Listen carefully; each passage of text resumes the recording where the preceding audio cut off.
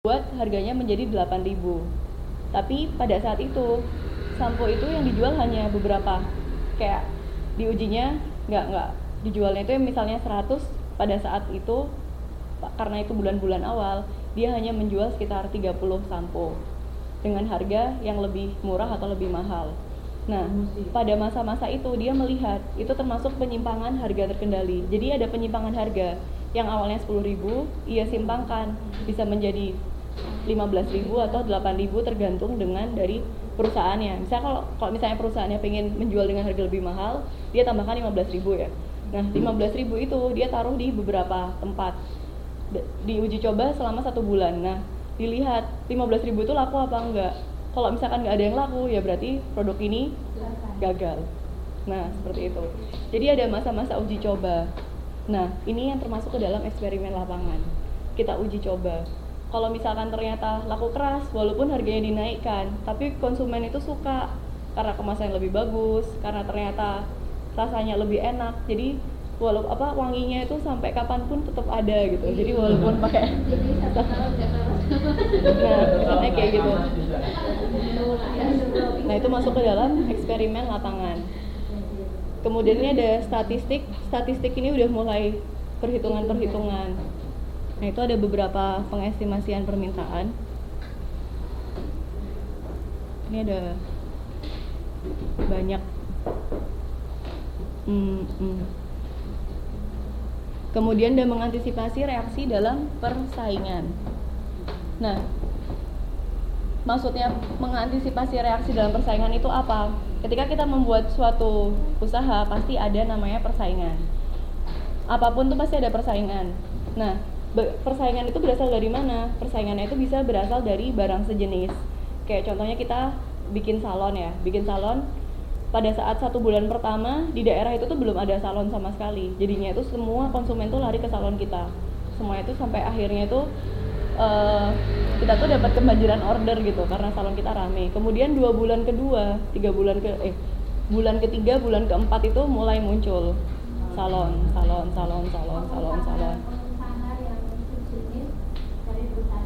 Iya, yang melihat kesuksesan kita. Jadi karena iya. Akhirnya coba. Nah, itu ya masuk ke dalam persaingan. Itu masuk ke persaingan. Kemudian bisa juga barang pengganti. Barang pengganti atau substitusi. Contohnya apa contohnya barang pengganti? Contohnya kayak roti, jualan roti, barang penggantinya apa ya? Contohnya apa loh? Jadi barang, oh iya benar, sama-sama manisnya tapi bisa diganti. Nah, jadi kita jualan gula bentuk gula pasir. Bilangnya ini es degan manis gitu kan. Akhirnya jual lagi es degan madu kayak gitu kan. Jadi dia tuh ada penggantinya, pakainya akhirnya pakai madu, akhirnya yang laku. Iya, bisa, itu beda juga. Iya, gula batu. Iya, bisa. Jadi selain barang sejenis, barang substitusi apa pengganti pun itu juga termasuk ke dalam persaingan. Kemudian barang-barang lain yang dibuat oleh perusahaan lain yang sama-sama menginginkan uang konsumen. Nah, ini nggak masuk dua-duanya, tapi sama-sama ngambil konsumen kita. Kita jualan makanan, dia bukan jual makanan, dia jual pakaian. Tapi itu sama-sama menginginkan konsumen kita kan. Jadi akhirnya yang dibujuk nggak usah makan. Kamu makan di warung itu tuh sama aja sama kamu masak kayak gitu kan. Nanti akhirnya gitu, mending beli baju saya aja. Baju saya ini diskon. Nah, itu akhirnya sama aja, ini termasuk ancaman. Jadi kita jual makanan nggak laku gara-gara dia mending beli makan. Ya udah deh, kamu irit-irit aja, nggak usah makan, masak aja, nanti uangnya bisa dibuat beli baju. Nah, itu termasuk ke dalam persaingan. Nah, ini menentukan pangsa pasar. Menentukan pangsa pasar ini rumusnya ini aja, pangsa pasar sama dengan penjualan perusahaan dibagi penjualan industri kali 100. Jadi yang dimaksud dengan ini biasanya dilihat ketika perusahaan kita itu bergerak di bidang yang sama dengan beberapa perusahaan lain. Contohnya kayak kita jual kue gitu ya, bikin toko kue. Nah, ini besar. Jadi yang penjualan perusahaan itu adalah penjualan yang kita dapat. Jadi punya kita pribadi. Nah, ini misalnya perusahaan kita sendiri ya. Dibagi dengan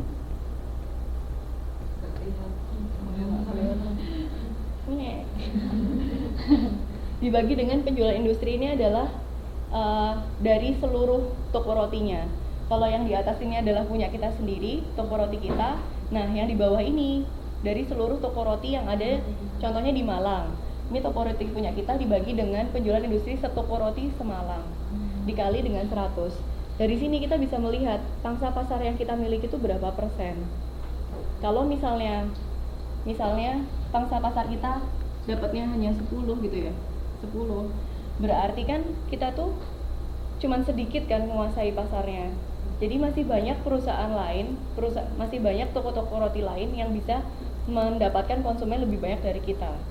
Jadi kita harus berusaha lagi gimana caranya meningkatkan penjualan kita atau melebarkan sayap supaya menarik konsumen.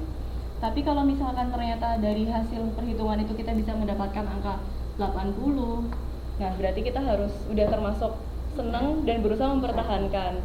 Karena ternyata pangsa pasar kita tuh sudah luas. Semalang Raya itu kita sudah menguasai pasar kita, pasar konsumennya. Jadi hampir 80% penduduk di Malang itu beli rotinya di tempat kita. Seperti itu. Itu yang disebut dengan pangsa pasar. Jadi di sini perhitungan ini untuk melihat seberapa luas jaring konsumen kita seperti itu di suatu wilayah. Nah,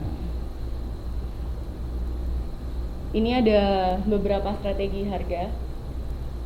Yang pertama adalah scheme the cream pricing, yang kedua penetration pricing. Kalau yang ini kebalikannya. Kalau yang ada scheme sama penetration. Kalau yang scheme ini berarti kita menetapkan harga yang setinggi-tingginya, menetapkan harga yang tertinggi.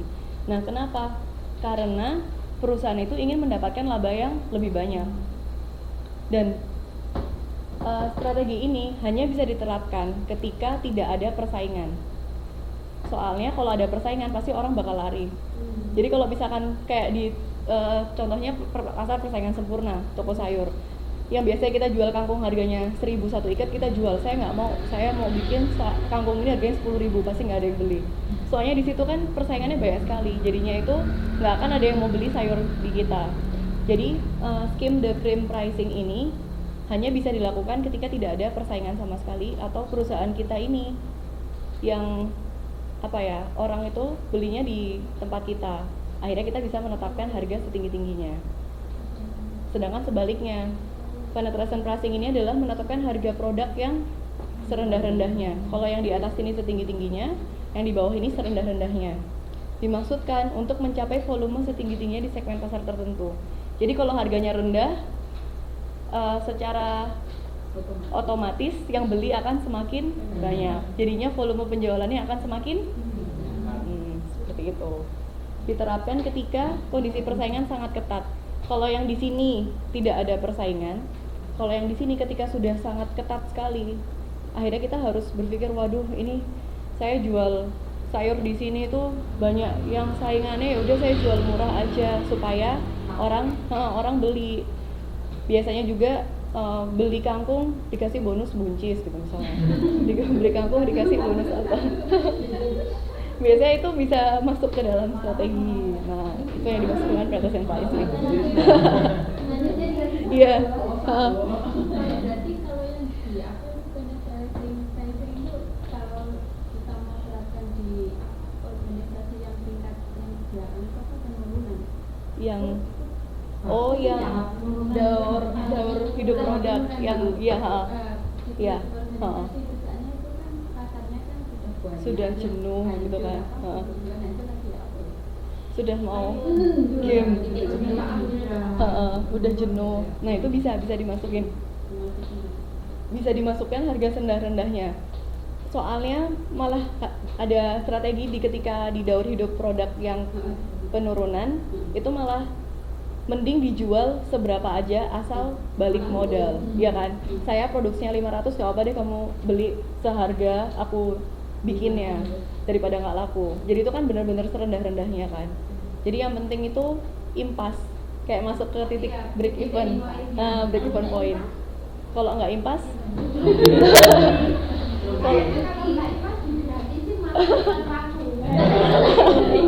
habis gitu besoknya usahanya ditulis tutup,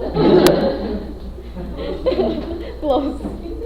Soalnya nggak ada, udah nggak itu. Oh dulu saya punya cerita, saya punya teman, dia punya usaha kebetulan, dan dia tuh namanya orang pengusaha itu kan biasanya nggak boleh memasukkan apa ya, emosi atau egoisnya orang itu di usahanya. Suatu ketika dia tuh bener-bener jenuh dengan kondisi perusahaannya, mungkin pada saat itu masuk ke daur hidup produk yang penurunan. Dia tuh bener-bener sebel, udah nggak laku-laku, karyawannya nggak ada yang bener, dan saat itu misalkan karyawannya ada 10 ya, di hari itu dia tuh langsung memecat 10-10-nya.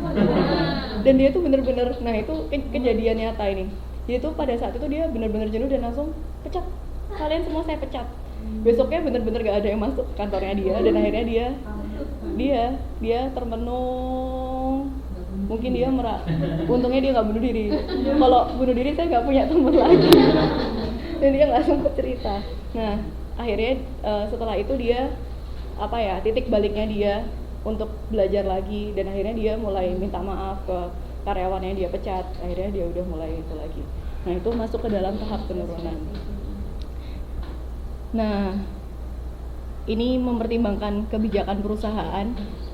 Ini PPT-nya bisa dibaca ini. Saya hanya menjelaskan yang poin-poin supaya teman-teman lebih dapat mempertimbangkan kebijakan perusahaan. Jadi ada banyak sekali kebijakan perusahaan, mulai dari sistem produksi sampai ke promosi. Itu masuk ke dalam kebijakan perusahaan.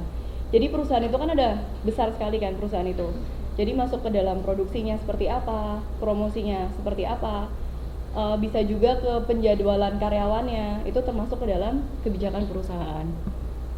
Nah, ini masuk ke metode penetapan harga.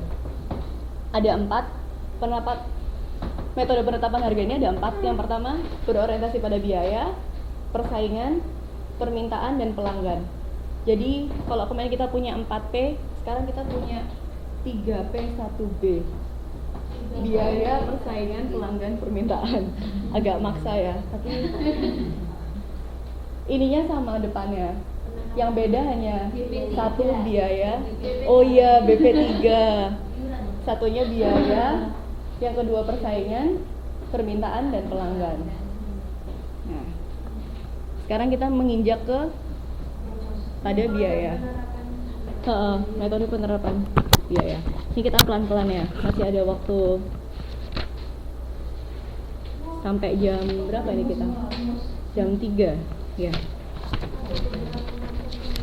Masih ada 1 jam.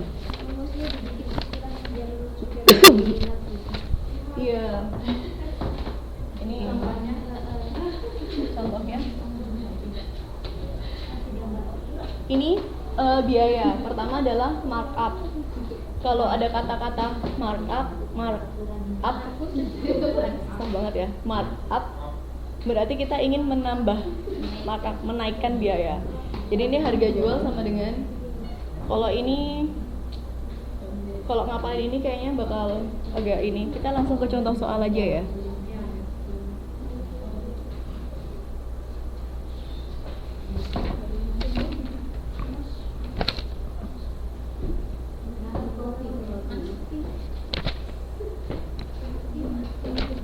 Oh, yang ini dulu aja.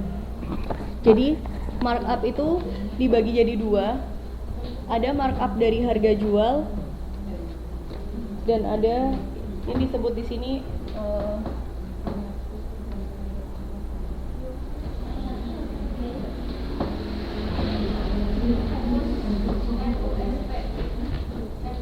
ya. Kalau ada MOSP dan MUJ.